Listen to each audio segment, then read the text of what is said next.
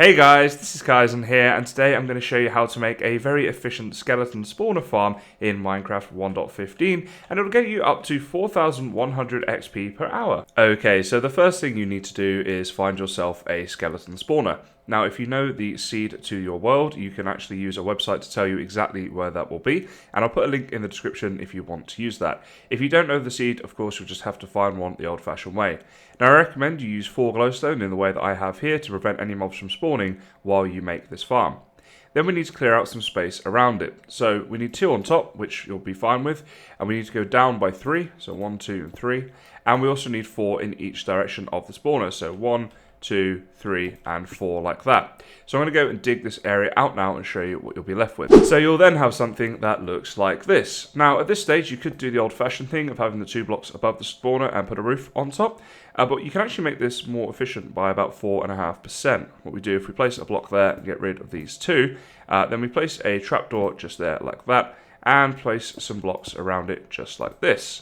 The final thing to do is to then waterlog that trapdoor block so it will look like that. Okay, so then what you want to do is go in line with your spawner here, and I'll place some blocks just so you guys can visualize this a bit better, and place a tripwire hook, not there, but there, so 2 up from the thing.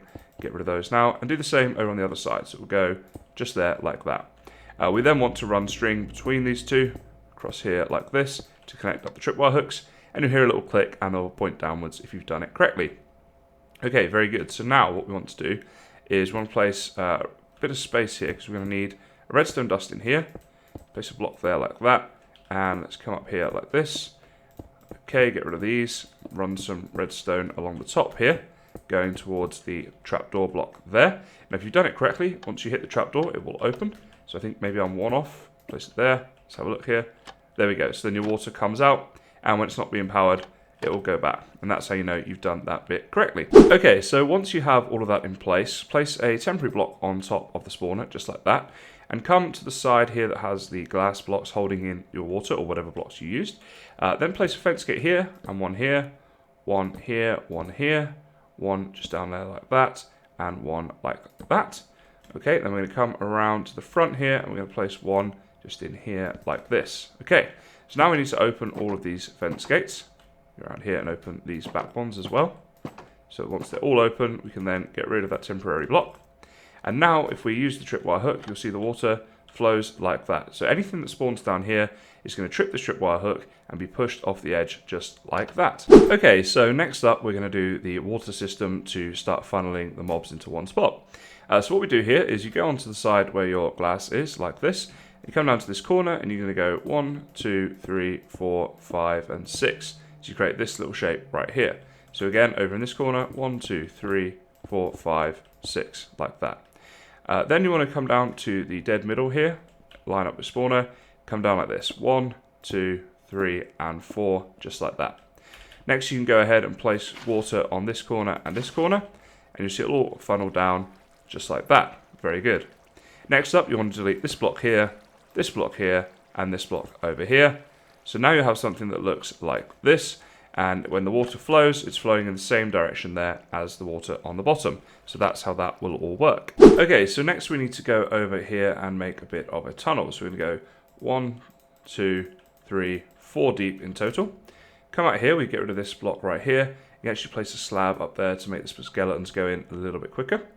Now on the end here, what you want is a soul sand block and a pressure plate just in there with a sign up here. Now the reason for the pressure plate is just to make sure that nothing spawns there. As for the soul sand, basically you're going to have a water elevator here taking the mobs up before we drop them. So you need all source blocks going all the way up here if you make a big tunnel up here, which obviously you want to enclose in if there's any gaps like that. But of course if you're doing this in survival mode, it's a little bit more tricky. So what you actually want to do is start with the sand block here, and you want to go right to the top of your tunnel, place water that will come all the way down, and then you'll be able to place kelp. So if I show you here really quickly, if this was the top of your tunnel, you place your kelp down here the whole way up like that, and then what you want to do at that stage is then get rid of the kelp and the sand, place down your soul sand, and you'll see the bubbles here which will lift me up like that, because we now have the water elevator. Okay, so next up what we're going to do here is standing on top of the soul sand, we're going to make a tunnel going upwards by 25 blocks. So we're already up 2, so that's going to be 3, 4, 5, 6, 7, 8, 9, 10, 11, 12, 13, 14, 15, 16, 17, 18, 19, 20, 1, 2, 3, 4, 25. Now I placed a little torch up here on the 26th block just so we got some light to show you what we're doing here. So basically that's 26, this is 25 here. So then I'm going to come across like this and get rid of these blocks here. Okay, very good. So what you want to do now is place a sign in here like this, and you'll have a water up there pushing the skeletons in this direction. So what you need to make sure is that you've got all source blocks going down from here. So on each one of these, it needs to be a source. As I say, if you're doing this in creative, you just simply place the water down. If you're doing it in survival, you need to do it with the sand and kelp, as I showed you before, the whole way up here like this.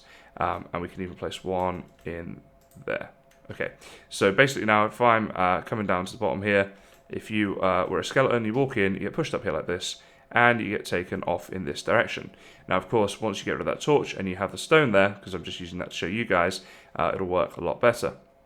Okay, so what we're going to do now is get rid of this block right here, place a sign there like that. So we're going to go down 24 blocks. So 1, 2, 3, 4, 5, 6, 7, 8, 9, 10, 11, 12, 13, 14, 15, 16, 17, 18, 19, 20, 1, 2, 3, and 4. If you've got any gaps here, like I've got a few gaps here where I was lighting up caves earlier, you want to just cover those in.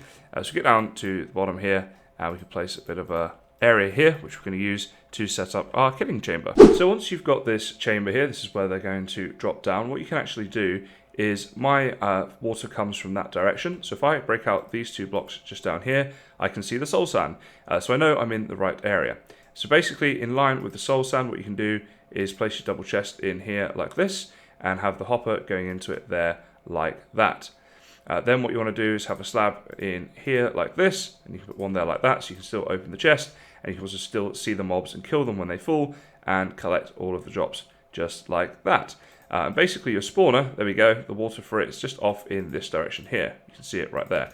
I'll just go back in here and patch this up. But that's essentially where the spawner is. So the mobs will start spawning here now and be taken off and then get down to just a one-hit kill. Okay, so the final thing to do is go back into your spawner, and you're going to delete these glowstone in just a second, just to make sure that obviously the skeletons can spawn. But in the tunnel here, what you want to make sure is that above the pressure plate, you have placed a sign down. So I think I might have forgot that earlier in the video, but basically that will mean that the skeletons then will get funneled through, otherwise they'll get stuck in there.